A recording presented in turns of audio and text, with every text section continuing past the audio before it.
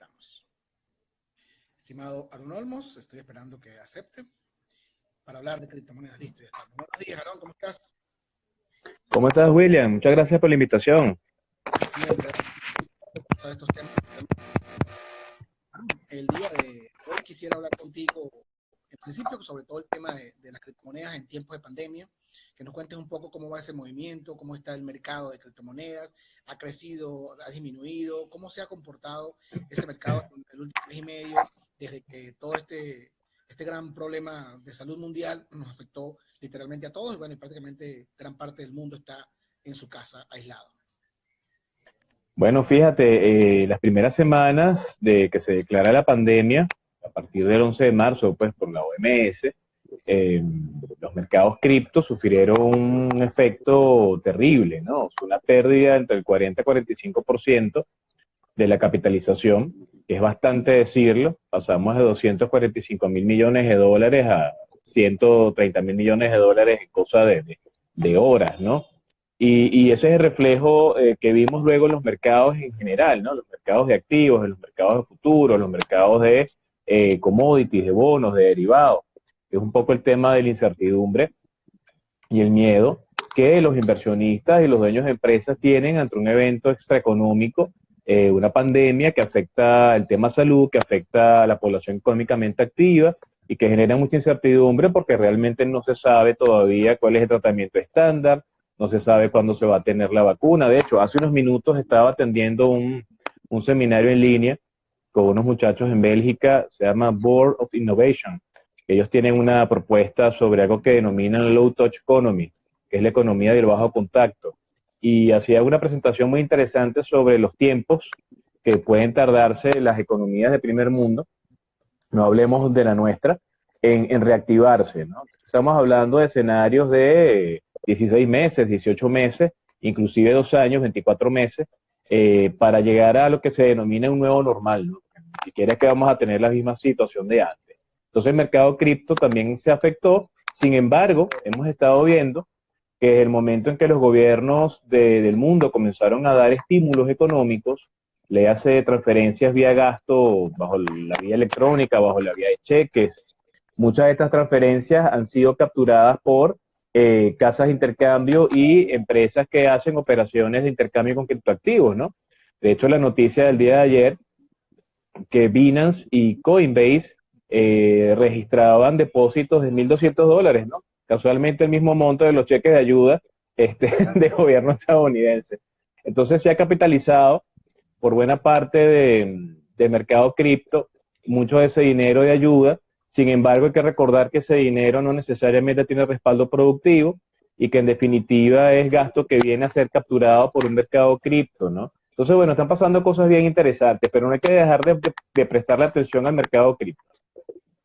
Oye, pero cuando se habla de todo este tema económico y la crisis, y ya tú das puntos importantes sobre cómo va a ser la recuperación de los países avanzados, ni siquiera hablar de los países emergentes, ¿qué papel puede tomar o puede tocar la criptomoneda en este tipo de economías para poder ayudar a que ese desarrollo pueda ser en ese tiempo o incluso más rápido? ¿Cómo pudiesen actuar las criptomonedas o todo lo que tiene que ver con este mercado importante de nuevos futuros, de nuevos valores, para darle impulso a la economía? Tú mismo dices que la gente está depositando la ayuda económica en criptos, porque hay un tema de confianza más en las criptos hay ahorita que lo que pasa en el mercado de capital en Estados Unidos. Sabemos que los mercados de valores se han ido para el suelo. ¿Y cómo estás manejando? ¿Cómo ves tú eso, ¿verdad? Bueno, mira, de hecho, antes de que comenzara la pandemia del COVID, del 11 de marzo en adelante, el Banco Central de Suecia, Riksbank, había comenzado las pruebas en fase beta de su propia moneda digital, ¿no? Entonces, estas son las cryptocurrency digital bank, ¿no? O sea, las criptomonedas digitales de los bancos centrales, ¿no? Y es interesante entender ese tema porque no solamente Suecia lo estaba haciendo, sino en los actuales momentos el Banco Central de China está haciendo las pruebas del yuan digital, ¿no? Que ya por ahí algunas empresas están asumiendo, por lo menos McDonald's va a aceptar ese yuan digital en China. Más allá de un tema de tecnología, más allá de un tema de transformación digital, más allá de un tema de tendencia, también es un tema de costo, es un tema de quizás disminuir una de las principales vías a través de las cuales el virus del COVID se pudiese trasladar, y el uso del dinero digital pues tiene muchísimas ventajas, ¿no? Ya en Estonia, de hace muchos años para acá, se está viviendo un proceso de transición muy interesante a nivel de las empresas, las personas y el gobierno por la vía digital, y es un buen momento para comenzar a implementar estas cosas. Sin embargo, hay que recordar a todos aquellos maximalistas que andan por ahí diciendo que este es el mejor momento para la adopción de las cripto, que sin producción de generación de bienes y servicios para la cobertura de las necesidades, no hay dinero fiat y no hay dinero cripto que valga. O sea, necesitamos reactivar el aparato productivo de los países para que el elemento de intermediación, físico o no, digital o no, pueda fungir como un elemento de intercambio. Entonces, si bien de alguna manera es un momento interesante para plantearse la idea del uso de criptos en los mercados, es interesante también recordar que esto tendría que venir de la mano de la implementación de un programa de ayuda económica o de reajuste económico o un paquete de estímulo por parte de los países, donde el tema cripto pudiese jugar un rol interesante bajo características de política monetaria o política fiscal. Otra vez, a quien diría, no, pero eso no existe porque las criptomonedas y los criptoactivos están fuera del sistema financiero tradicional y qué sé yo. Pero ya desde que el Banco de Suecia y el Banco Chino comenzaron a crear sus propios proyectos, y son proyectos nacionales creados desde la banca central, ese paradigma se comienza a derrumbar y ahora tendríamos que hablar de criptoeconomía, que es esa nueva área de desarrollo que tiene que ver con el hecho del manejo de operaciones de intercambio de bienes y servicios utilizando dinero digital, es decir, no representación de dinero fiat, sino elementos que son creados dentro de una blockchain que en este caso no es abierto al público, sino que es una blockchain que está llevando un banco central de un país y que se rige bajo una política económica, de una política monetaria cripto, que eso existe, eso se puede crear bajo la dirección de una planificación gubernamental en un tiempo específico. Toda esa cantidad de cosas pueden comenzar a ocurrir a gran velocidad en estos momentos.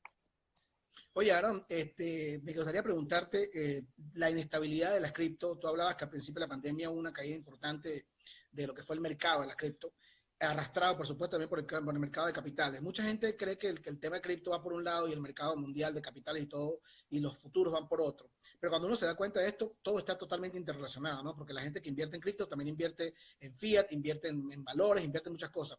¿A qué crees tú que se debe esta inestabilidad? También hay temores de eso, porque esas caídas de las cripto son como muy abruptas, ¿no? De repente viene un crecimiento muy importante y de repente viene una caída abrupta, como pasa en los mercados de capitales, ¿no? Que de repente las acciones suben y de repente se van para el suelo o viceversa.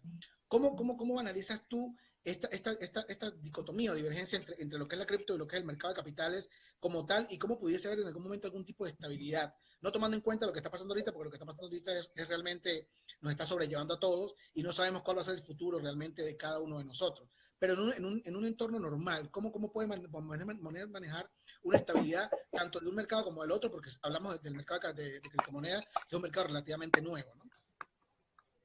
Sí, bueno, fíjate, efectivamente hay una correlación entre lo que está pasando desde el punto de vista cripto y lo que está pasando en el mercado de capitales y en las políticas económicas de los gobiernos. Antes de este cisne negro, como podemos entender quizás el tema de la pandemia, que es ese evento poco probable, pero que cuando ocurre, como nos genera cualquier cantidad de efectos, ¿no? Que es lo que estamos viendo con el tema de la pandemia del COVID, ese otro cisne negro que ocurrió recientemente el 21 de abril, que fue ese precio cero y después negativo de los precios del petróleo, que es algo que nadie estaba esperando tampoco. O sea, pareciera que muchas cosas están pasando juntas. Entonces, antes de decretarse la pandemia y de ver el efecto general de esto, pensemos en el último trimestre del año 2019, ya estábamos viendo una correlación bastante fuerte entre el uso de los criptoactivos como un refugio, como un vehículo de inversión temporal por parte de muchísimas personas. Ya no solamente son personas naturales bajo la lógica del consumer to consumer o el P2P, sino estamos viendo ya empresas que están participando en coberturas, en operaciones de cobertura, colocar el dinero de su trabajo, parte de su flujo de efectivo en cripto, teniendo personas que le estén manejando esto para generar luego por especulación mayor cantidad de dinero. Pero tenemos un sector de la población que invierte en cripto, que lo hace a muy largo plazo, ¿no? Más allá de lo que esté ocurriendo, siempre están colocando dinero en cripto. Entonces, de alguna manera, el evento que estamos viviendo, si bien es una coyuntura, es una particularidad, algo que se sale de la regularidad estadística y es un evento que quizás tendríamos que dejar un poquitico fuera para hacer análisis. Lo cierto es que en los mercados actualmente estamos viendo un repunte en la aplicación de dinero fiat para compra de cripto, aumentos temporales de algunas criptoactivos, más allá del clásico Bitcoin. Otra vez el tema de los maximalistas que de repente no solamente ven Bitcoin y ahí se quedaron, sino bueno, hay que ver que hay 5.000 y tantas criptoactivos que están fungiendo para diferentes actividades en los mercados hoy y muchísimas personas están utilizándolas para muchas cosas y hay que abrirse a eso, no hay que tener mente cerrada, porque de hecho una de las principales características que tiene el mundo cripto es la colaboración y la apertura. Entonces sí hay una correlación, sí hay un uso más acelerado, lo que sí no necesariamente vamos a ver en los gobiernos y en los países por un tema de usabilidad y de adopción del sector comercio y los servicios, es quizás el uso más veloz a nivel de los comercios del tema cripto, ¿sí? Si bien lo hemos comenzado a ver en algunos centros comerciales, algunas pequeñas empresas, algunas personas que a título particular lo estaban usando, fíjense que en buena medida los paquetes de ayuda vienen en dinero fiat, ¿no? Incluso aquí en Venezuela, las últimas medidas económicas que anunció Maduro, las anunció en bolívares, ¿no? El petro desapareció, ¿no? Parece que le dio coronavirus al petro. Y en definitiva, el tema que está detrás de esto es que en una situación como esta, tan extrema, por lo menos en Venezuela, se dejó de hablar del tema petro y se fueron al dinero fiat, bolívares devaluados, depreciados, con un tipo de cambio no oficial que superó los 200.000 bolívares, que ahorita bajó un poquito, pero en definitiva te muestra la pérdida total de valor que tiene el bolívar y con todo y todo sigue siendo la vía a través de la cual el comercio y los servicios siguen haciendo sus actividades comerciales. Nadie ahorita me puede decir que en Venezuela repuntó el uso de Bitcoin, de Dash, de Ether, de criptos nacionales, porque todo el mundo está buscando divisas por un tema de confianza. Y aquí hay que recordar que la confianza y la seguridad en el corto y mediano plazo del valor del trabajo respaldado en dinero es muy importante, ¿no? Exactamente. Oye, Aaron, y tomando en cuenta esos puntos ya y lo que decías, eso quiere decir que en el último año se ha duplicado prácticamente o más que duplicado el número de criptomonedas que empiezan a circular en el mundo, ¿no? Eran 2.000 y algo y ya tú me estás hablando de más de 5.000. ¿Qué vida le ves tú o qué vida le ves tú a esa gran cantidad de monedas? ¿Cuándo va a llegar el momento de la gran absorción o de la gran profundización de las que van a permanecer o de las que van a sobrevivir? ¿Va a pasar mucho tiempo o cómo analizas tú eso? ¿Cuánto tiempo vamos a esperar para que de repente hayan 15, 20 o 30 monedas que se van a consolidar en el mundo y ya estas 5.000 y pico van a empezar a desaparecer? Porque si bien es cierto que cada una está para un mercado diferente, para un sector diferente, llega un momento de la consolidación, ¿no? Y eso tiene que ocurrir en cualquier momento. Sí, eso es así. Mira, la consolidación está pasando in between, o sea, está pasando ahorita, en este momento. Hay una suerte de darwinismo digital cripto, ¿no? O sea, ahorita estamos en una situación de la supervivencia del más apto. Y los proyectos cripto que garanticen mayor uso, mayor usabilidad, cobertura de necesidades reales, despierten mayor confianza, tengan detrás un equipo visible que está trabajando, que está haciendo actualizaciones en la billetera, que se están aliando con otras empresas, con plataformas, que están convenciendo a los grandes. Mira, si una cripto logra que Amazon, eBay y Alibaba los acepte, muchísima gente va a migrar esa cripto porque la va a minar, la va a tradear, la va a comprar, la va a tener, la va a buscar porque le permite cubrir una necesidad. Entonces, aquí lo importante que hay que entender es que lo social está siempre detrás de todo esto.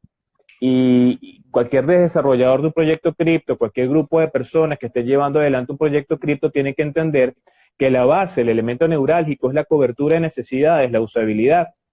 Y precisamente usted puede tener una cripto con una blockchain maravillosa, que se arme sola, que se cierre sola, con una billetera que es brutal, y puedes tener todos los esquemas de financiamiento maravillosos, pero si desde el punto de vista real en el mercado tú no le garantizas a las personas cobertura de necesidades, esa cripto es una shitcoin en la medida en la que no te cubra ninguna necesidad. Entonces hay un darwinismo digital, hay un proceso de eliminación que el mercado está logrando. Sin embargo, hay muchas personas de proyectos que son muy habilidosas y mantienen con vida, con una suerte de respirador, proyectos desde que nacieron, hace 3 años, 4 años, no han logrado ubicarse dentro de la psique del consumidor porque no cubre una necesidad real. Entonces, la búsqueda de un nicho de mercado, bajo la lógica de una planificación y una estrategia de negocio, porque no solamente todo esto es tecnología, y blockchain. O sea, hay un tema de negocio, hay un tema de planificación, hay un tema de estrategia, hay unas tácticas, hay un tema de dinámica social, hay un tema de uso, hay un tema de alianzas. Sin quien no logre eso realmente no va a sobrevivir a este proceso. Exactamente. Oye, Aaron, tomando en cuenta todos estos puntos que tú estás dando, me preocupa mucho el tema de la inestabilidad hoy de la cripto, ¿no? Y de cómo va a ser en los próximos días este movimiento, tomando en cuenta también el factor petróleo, el factor económico, y de qué manera, por ejemplo, un ciudadano que hoy tenga capacidad para inversión, ¿qué recomendarías tú el día de hoy? ¿Invertir de repente en una cripto, invertir en el mercado de capitales, comprar activos? ¿Qué es lo que más recomendable en estos momentos de incertidumbre para la gente que tiene las posibilidades? Porque si bien es cierto que estamos en una crisis terrible, las crisis hacen dos cosas, generan oportunidades y siempre va a haber personas con capital que pueden hacer grandes inversiones y lograr grandes beneficios. Y esto, a pesar de lo que pueda estar pasando, le puede generar beneficios a muchísima gente. Sí, bueno, mira, eso evidentemente depende mucho de la necesidad de la persona, de la empresa o del gobierno, ¿sí? Que son los actores de todo esto. Dependiendo de la necesidad de la cantidad de flujo de efectivo, ¿verdad? Que se tenga disponible para esto, partiendo de aquella máxima que solo se colocan en elementos de inversión o vehículos de inversión, aquello que se esté dispuesto a perder, pero además también partiendo del hecho de que tienes que invertir en cosas que tú conozcas, ¿no? Entonces depende también de la necesidad, del conocimiento que tengas del vehículo de inversión, del mercado en el que estás colocando tu dinero, depende también de las características del entorno. Siempre va a ser importante colocar dinero en divisas y colocar dinero en Bitcoin. O sea, todo momento es bueno para comprar cripto, en este caso Bitcoin, todo momento es bueno para comprar dólares, ¿no? Aunque el dólar en su valor interno, en su propio mercado, viene cayendo con el paso del tiempo, para nosotros en economía como las nuestras siempre va a ser interesante tener dinero en algo equivalente a dólares o en dólares directos o en divisas, porque cualquier divisa tiene más valor y poder de intercambio y confianza que el bolívar, ¿no? Entonces, evidentemente en estos momentos dependerá de muchos factores. Sin embargo, el tema del petróleo, el tema del oro, el tema de los futuros, el tema de los derivados, empresas, grandes empresas que están ya declarando que si no reciben ayuda gubernamental, lo más probable es que a un horizonte de 6 meses estén quebrando, empresas de turismo, empresas de aviación, líneas aéreas, ¿verdad? Empresas que tienen que ver con eventos, constitución de eventos, que están siendo afectadas por el tema del COVID. Tú ves que sus acciones y las acciones de sus empresas vinculadas y relacionadas comienzan a padecer y comienzan entonces a ver ese fenómeno de empresas de tecnología como Amazon, eBay, Alibaba, Zoom, ¿verdad? Que comienzan a repuntar cualquier cantidad de porcentaje, ¿no? O sea, en estos días estaba viendo que Zoom aumentó un solo golpe 12% de un día para el otro de evaluación en el precio de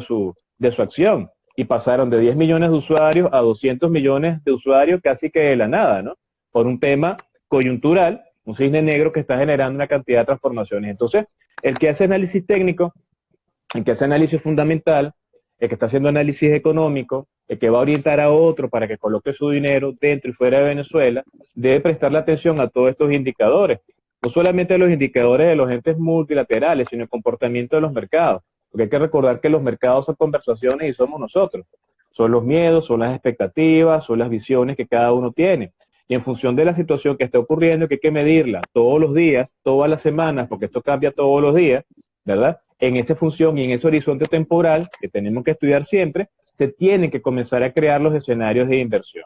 Entonces, cualquier persona en Venezuela que tenga una platica que le cayó por allí, divisa o Bitcoin, que independientemente de la variación del Bitcoin, si lo estás haciendo a largo plazo, siempre la tendencia histórica en estos años que hemos visto es al alza, cualquiera que sea el ajuste de precio que se tenga.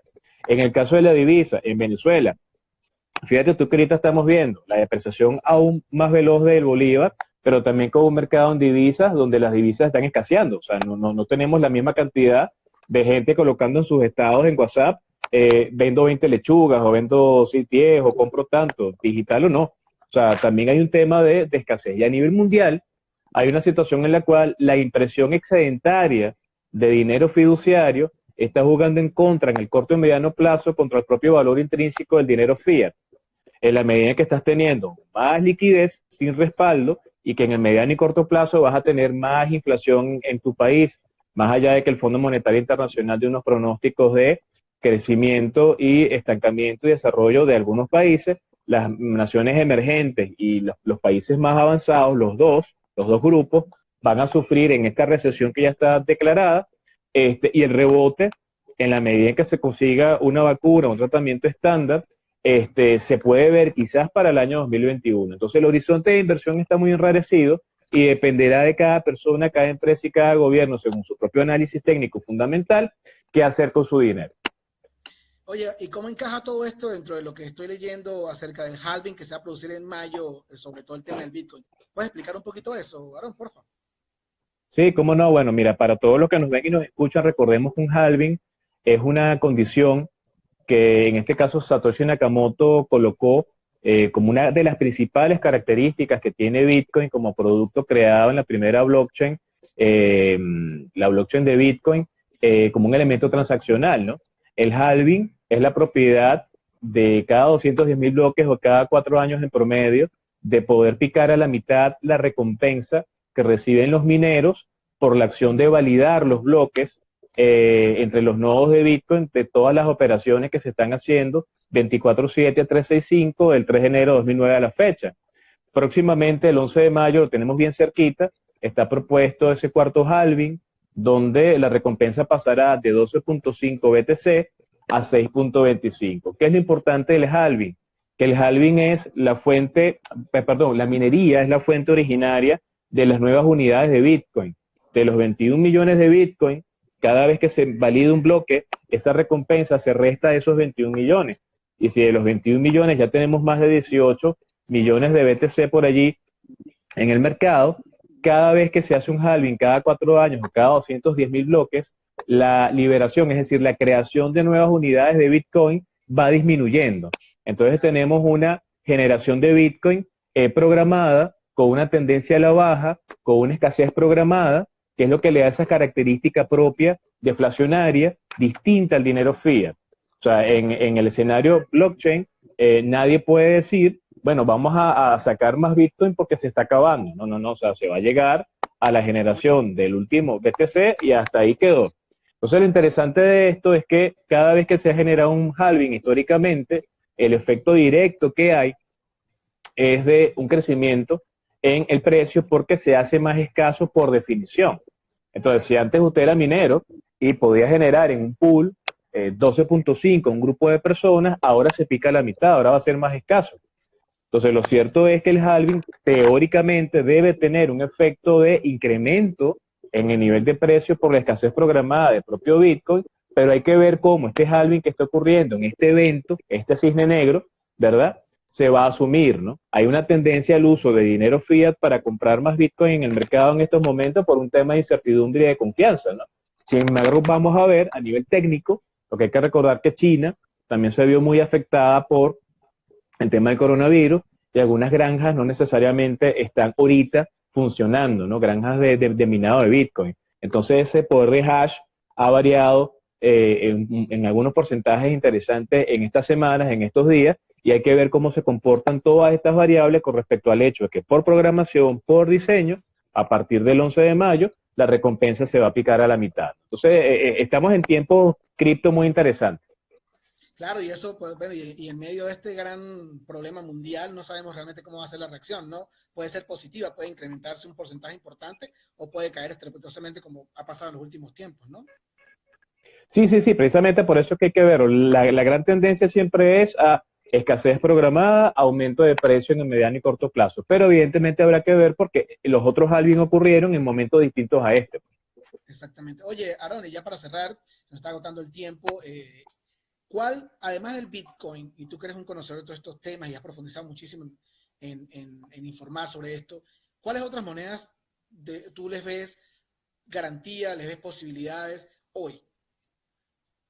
Mira, a nivel global, cuando uno entra en sitios como CoinMarketCap, cuando uno entra en CoinGecko, cuando uno entra en cualquier sitio que tiene una lista de criptoactivos, uno ve que lo que se está manifestando ahí en términos de precios en esas velas es el mercado que somos nosotros, ¿no? Otra vez dependerá del uso que tenga su aceptación en el mercado el nicho de mercado para el cual se haya creado la cripto, la cantidad o la mejor que se vaya a utilizar. Y eso depende a nivel global y depende a nivel país. O sea, cada país tiene una característica, cada sector económico tiene una característica, y las cripto que tenemos hoy, las altcoins, tienden a tener un perfil muy particular. Algunas fueron creadas como para micropagos, otras fueron creadas para hacer transacciones interbancarias a gran velocidad y con bajo costo. Entonces hay que ver más o menos cómo se va moviendo. Pero en los actuales momentos el top 10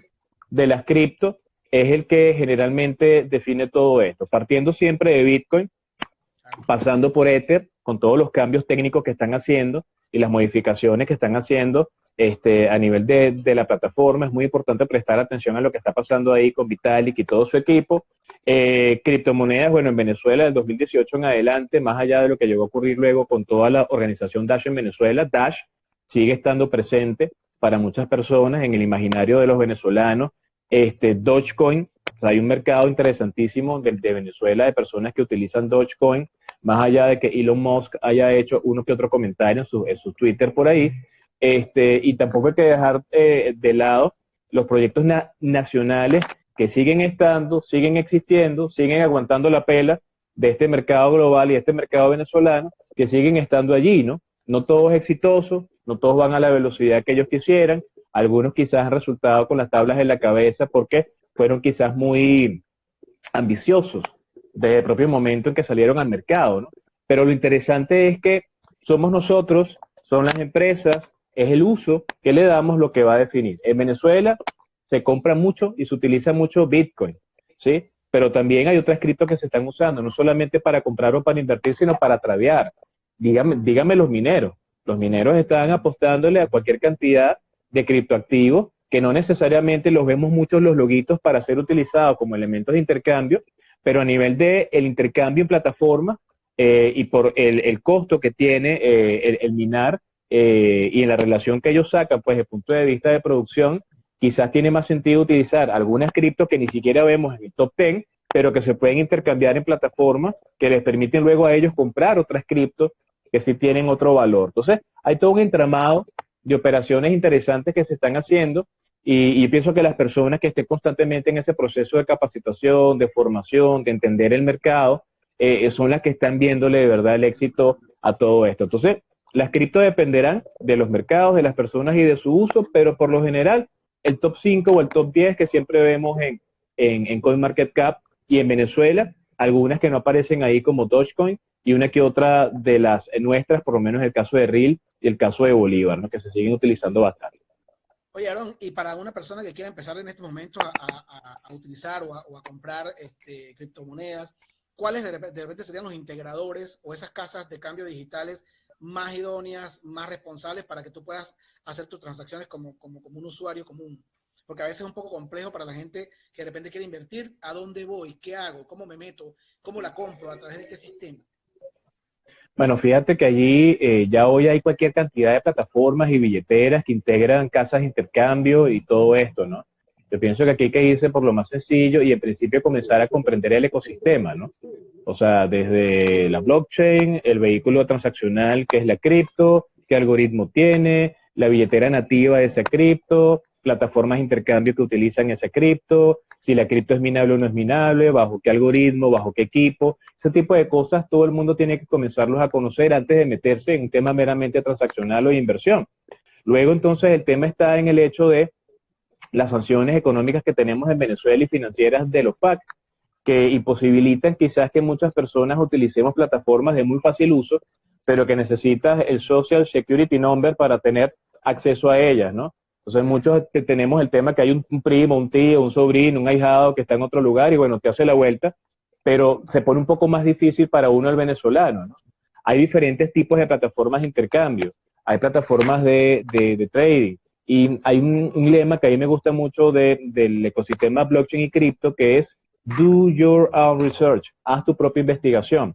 Por más de lo que tú y yo estemos conversando acá, quedará en parte de la persona hacer su propio trabajo, investigar cuál es la mejor billetera que le sirve, cuál es la mejor cripto que le sirve en función de su uso, cuál es la mejor plataforma para comprar y vender. Es innegable que para todos los venezolanos, casi que un ABC fundamental, local bitcoins. Para todos los venezolanos, local bitcoins fundamental, de muy fácil uso. Muchas plataformas se integran con local bitcoin desde el punto de vista de que puedes quizás hacer operaciones de intercambio, por lo menos en Venezuela. Muchas personas usan local bitcoins y luego se van a una plataforma muy interesante desarrollada por venezolanos que se llama Orinoco, orinoco.io, que te permite pasar esas cripto a dinero fiat. Entonces muchas personas están recibiendo por allí de repente pagos por actividades hechas desde casa, quizás algún familiar que mandó un dinerito por allí para ayudar a la tía o a la mamá. Entonces, de la billetera de Local Bitcoins a la billetera de los muchachos de Orinocos, después se hace la operación a una tasa que ellos manejan. El hecho de la tasa, manejar la tasa es muy importante. Hay personas que entonces hacen su conversión con el dólar del Banco Central, otros lo hacen con el dólar de las cuentas de Instagram, pero cada plataforma maneja su tasa, ¿no? Hay quienes se meten en la página de BitBank y tratan de ver el precio al tipo de cambio. Entonces hay muchas variables que ver. Lo que sí es cierto es que evidentemente hay que estudiar y agregarse valor. Y el tema de las estafas hay que combatirlo con mucha educación. La estafa no solamente es con proyectos criptos que no son nada de eso y se valen de la ignorancia y el deseo de la gente de generar ingresos y capturan ahí unos fondos y luego la persona pierde el dinero y pierde la confianza en el ecosistema. Aquí lo que hubo fue un grupo de personas, vivos criollos, que hizo mercado con una cantidad de gente de un hotel cantándole canciones y brincando y haciendo unas dinámicas de grupos, ¿no? Que eso evidentemente tenemos que erradicarlo. La única manera de poder erradicar eso es por la vía de la educación, pero también hay estafas educativas, ¿sí? Entonces tenemos esas personas que se anuncian en redes sociales de cursos de te hago trader en 2 horas, eso es imposible. O tú ves esa gente que te dice, mira, yo sé mucho de cripto, bueno, ¿y cuánto estudio tiene usted? Bueno, yo hice 2 cursos en YouTube. Oye, mira, habría que ver, ¿no? O sea, esto es un trabajo, es una disciplina, y lo bonito es que en Venezuela muchos profesionales le hemos caído a esto desde nuestras áreas originarias de formación. El administrador, el economista, el contador, el abogado, el ingeniero, el matemático. Y hay personas que no son de áreas específicas que han comenzado a entender de esto. Entonces, lo primero que hay que hacer es formarse. Hay gente seria en Venezuela que forma para estas áreas. Y lo primero que yo les pido, tal cual como las personas van a buscar un proyecto cripto y ven el libro blanco, que es lo primero que hay que leer, que es la partida de nacimiento y saber qué es, para dónde va. Si usted se va a formar para saber en qué va a invertir o qué sé yo, búsquele el perfil a ese individuo, busque el perfil a esa persona. ¿Es una empresa? Bueno, ¿dónde está la empresa? ¿Dónde están ubicados ustedes? ¿Tienen oficina? Muéstrame tu documento de constitución. Es que tú no me tendrías que preguntar tanta cosa. Sí, porque yo voy a invertir un dinero contigo y me voy a arriesgar contigo para educarme. Dime cuál es tu perfil académico.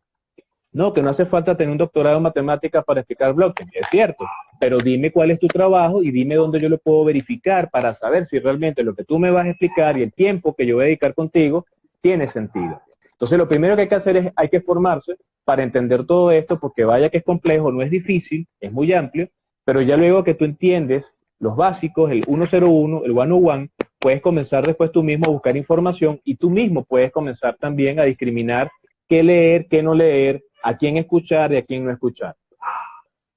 Oye, Aaron, quería preguntarte ya para cerrar, Venezuela. Dash en algún momento en Venezuela fue una gran plataforma para con mucha gente conocer un poco de una caída de todo lo que fue la plataforma, con todo. Hoy en día, ¿qué opinión te merece a ti todo el tema de Dash local cuando en algún momento es una plataforma interesante para muchísimas cosas quizás? Maneras de hacerlo, no te preocupes, todos tenemos animales y todos los animales pegan gritos. ¿Cómo es eso? Y no sé si puedas hablar un poco más profundo de las cosas que pudieron acontecer, no sé si tenga información. Mira, el tema de Dash, el del año 2018 fue un año muy interesante porque muchos nos acercamos y comprendimos aún más cuando el grupo de Dash Venezuela y Dash Caracas abrieron las puertas y comenzaron entonces a mostrar parte de la cara del ecosistema, de lo que puede ser un ecosistema blockchain, un ecosistema cripto para un país como Venezuela, sobre todo mostrando las posibilidades que tenían. Más allá de temas gerenciales, más allá de manejos, más allá de crecimiento por unidades y como áreas que si Dash Carabobo, Dash no sé qué, Dash allá, ajá. más allá de la manera como el Dash Core Group está organizado bajo una DAO que es diferente, que es una organización autónoma descentralizada, o sea, que no funciona igual que una empresa, donde las tomas de decisiones se dan con unos nuevos maestros, el tema de la accountability, el tema de la transparencia, que es muy importante, desde el punto de vista de la tesorería que se maneja. Si usted no rinde la información, si usted no muestra el resultado de esa aplicación de esos dineros, bueno, evidentemente no puedes esperar que de alguna manera se siga financiando un proyecto, ¿no? Y eso es muy importante, yo creo que es un gran aprendizaje que ha quedado para muchas personas, bien sea una DAO o no, la blockchain o el grupo que está detrás de un proyecto cripto, el hecho de que la transparencia en el manejo de los fondos cripto y cómo se transforma eso en dinero fiat es muy importante. Lo cierto es que para Venezuela, Dash sigue siendo una plataforma importante. De hecho, por ahí tenemos, bueno, de hecho en Venezuela está capturado ahorita Ernesto Contreras, vino a Venezuela a unos eventos y lo agarró el tema del COVID aquí en el país. Y Ernesto sigue desarrollando no solamente para América Latina, el tema de mercadeo y desarrollo, sino también para Venezuela porque es su país, ¿no? Y hay mucha cosa que se está haciendo desde Dash. Quizás hay que ver también cosas que están pasando. En estos días cerraron el canal en YouTube de Dash Dinero Digital Brasil. Hay ahorita una sanción que se está generando en algunos medios de transmisión digital sobre el tema cripto. De hecho, yo intenté hoy retuitear un tweet de una persona en el Congreso de Estados Unidos, 2 minutos explicando qué era Bitcoin y Twitter no me permitió hacerlo, ¿no? Entonces, hay que prestar mucha atención a eso. Pero en Venezuela se generan 12 conferencias Dash. Yo tuve el honor de ser el 10º conferencista en el 10º mes de esas actividades y el modelo que se estableció quizás fue un modelo que en principio funcionó para darle y brindar a la gente información bien puntual. Y sobre ese modelo se pudo escalar. Sin embargo, hoy quizás muchos comenzamos a asumir una actitud muy particular de seguir formando y educando desde la investigación, ¿no? Todavía hay algunas unidades de Dash Venezuela por allí, personas que quizás comenzaron a crear, no necesariamente con la vinculación directa de Dash Venezuela y Dash Caracas, sino directamente con los nuevos maestros, haciendo sus propuestas y solicitando recursos, como está pasando ahorita también con Binance, ¿no? Que muchos venezolanos están llevando sus proyectos a Binance directamente a ver si pueden ser financiados, ¿no? Entonces, lo bonito de esto es que en la medida en que entendamos que esto es abierto, que es colaborativo, que es transparente, que se tiene que generar confianza, todos esos proyectos cripto para un país como Venezuela van a tener bastante acogida. Fíjate tú que recientemente Binance habilitó la posibilidad de poder comprar y vender criptos a través de su plataforma en moneda local, ¿no? Que en definitiva te habla de que independientemente de la situación que tiene el país, una plataforma tan importante como Binance está apostando al hecho de que Venezuela, bajo ese rebote que puede venir en algún momento cercano, en pocos meses, ojalá que así sea, de la economía, ya el venezolano está muy preparado con el tema cripto y ya utilizar una plataforma ampliamente conocida y mundial como Binance, además de local Bitcoin, sería muy interesante. Entonces, el tema Dash, el tema Binance, el tema local, son cosas que todavía dan mucho para hablar y hace falta mucha más formación del venezolano. Eso sí, hay que apuntarlo, hay que formarse bien, hay que tener mente abierta, hay que leer mucho, hay que buscar los proyectos desde la matriz, desde el cero, para entenderlos bien y saber de qué manera eso puede funcionar para nosotros sin desdeñar lo que estamos haciendo en el país, porque vaya que hay muchos venezolanos también haciendo cosas muy interesantes con Dash, con Binance, pero también sus proyectos nacionales que hay que prestarle atención. Buenísimo, Aarón. Te agradezco mucho el contacto el día de hoy. Nada más para cerrar ya finalmente, ¿cuáles monedas locales o criptos locales tú crees que tengan ahorita algún tipo de posibilidades o cuántas hay en Venezuela? Mira, hay más de 15 proyectos nacionales, ¿no? El tema es que no todas van a la misma velocidad. Algunos quizás están suspendidos en el tiempo por todo lo que está pasando, porque hay que recordar, y yo se lo decía a alguien que una vez me escribió preguntándome que por qué yo apoyaba los proyectos criptonacionales y todo eso era shitcoin, que eso no servía para nada. Y yo le respondí a esta persona que cuando Satoshi Nakamoto comenzó con su proyecto, nadie le creyó, ¿no? Y luego cuando Tommy Lee, perdón, la gente de Litecoin comenzaron a desarrollar su proyecto, mucha gente dijo, bueno, ¿y qué es esto? No entiendo de qué va. Y lo cierto es que no es apoyar por apoyar, no es apoyar porque uno sienta que es el próximo Bitcoin.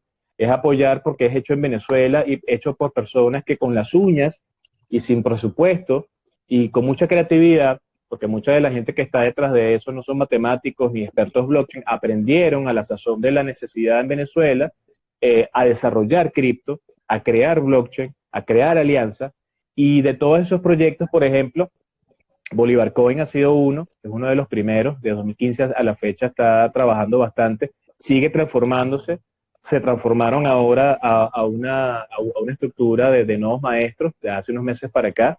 Realcoin sigue siendo un proyecto interesante, recordando que cada proyecto debe tener detrás un grupo de personas que lo impulse, debe haber usabilidad, debe haber aceptación por parte de los comercios y las personas que, bueno, que crean en esto, porque es un tema de creencia. O sea, si tú crees que eso va a funcionar y comienzas a hacer el trabajo social, de informar, de educar, muchas personas lo van a poder utilizar. Un proyecto cripto puede estar listado en una página X con toda la información que ellos piden y tú pagaste tu fee y entraste y eso está ahí. Y el hecho de que eso está ahí no te garantiza que con el paso del tiempo sea útil para nadie. O sea, la utilidad se la vas a dar tú socialmente y ese es el principal trabajo que están tratando de hacer los muchachos ahorita. Sin embargo, en un escenario donde todo el mundo compra Bitcoin, donde todo el mundo compra Doge, donde todo el mundo compra Ether, donde todo el mundo usa Dash, digo yo todo el mundo, la comunidad cripto que es en Venezuela, que no son todos los venezolanos, ¿no? Donde la gente quizás prefiere utilizar divisas, por ejemplo, o una cantidad de bolívares en corto plazo por un tema de que no todo se puede pagar en cripto, no todo se puede pagar en divisa, bueno, pues no se tiene un escenario muy, muy fácil, ¿no? Entonces el trabajo que hay que hacer es bien interesante. Yo siempre le digo a los muchachos cuando tengo la oportunidad de conversar con ellos, Boli, Reel, LKR, que conversamos en algún momento en los grupos que tienen en Telegram, bueno, hay que seguir el trabajo, ¿no? O sea, a veces tienes un equipo de 10 personas y te quedaste tú que fuiste que desarrollaste todo eso originalmente y más nadie te apoyó, ¿no? Pero los proyectos tienen que seguir. Y eso sí, evitar caer en el engaño y en la estafa, ¿sí? Porque de repente hay gente que dice, no, yo no he puesto esos proyectos porque ya me pasó tal cosa con esta cripto. Y hay que ser muy transparente, eso es muy importante. Entonces, proyectos cripto nuestros, bueno, Bolívar Coin, Realcoin, LKR está ahí trabajando con una cantidad de cosas interesantes. Y bueno, pues hay que buscar, hay que meterse en las páginas de ellos, leer sus libros blancos, saber dónde se están utilizando. Y bueno, ese es el trabajo. Okay. Oye, Aaron, ya me están preguntando aquí en las redes, ¿dónde podría la gente aprender un poquito más de esto? ¿Dónde formarse más? ¿Dónde poder buscar información? No necesariamente, bueno, tiene que ser en internet por ahora. No sé cuántos libros haya ya escritos sobre esto. Y por último, tus redes para que la gente también las está pidiendo. Mira, en internet hay tanta información que uno se pierde, ¿no? Entonces, aquí lo importante es quizás comenzar a leer y comenzar a seguir a estos speakers que han sido consistentes en el tiempo. Yo vi por ahí una foto de Andreas Antonopoulos en una de sus primeras charlas y habían como 5 personas escuchándolo, ¿no? Y vaya que el amigo ha demostrado que ha sido consistente en el tiempo porque Andreas tiene 3 libros, Internet del Dinero, volumen 1, volumen 2 y volumen 3, Máster en Bitcoin y Máster en Ethereum. No necesariamente los libros se consiguen todos gratuitos para descargar en PDF o en EPUB, pero Andreas Antonopoulos tiene Twitter, tiene Instagram y sobre todo tiene un canal en YouTube, tiene Patreon, donde tú puedes ver las charlas y bueno, pues puedes escucharlo, se pueden conseguir los libros. Hay muchos autores serios, gente seria, que ha comenzado a dejar libros por allí. Yo si quieres te puedo mandar una lista de autores para que la compartas después en redes sociales. En Venezuela se han escrito unos que otros libros sobre criptoactivos, hay producción nacional al respecto. Hay un libro que está editado por el Palacio de las Academias, la Academia de Ciencias Políticas y Sociales, la CIENPOL, mano de Juan Cristóbal Carmona, que es el escenario jurídico de las cripto, ¿no? Y es un libro físico que se consigue en el Palacio de las Academias. Y es todo un análisis jurídico del tema cripto para Venezuela. Hay un libro que se llama Ancoin, que no sé dónde se puede conseguir ahorita, a mí me lo hicieron llegar, también hecho por un venezolano. Yo tengo un libro en Amazon que se llama El valor de la economía digital, que está por ahí disponible también.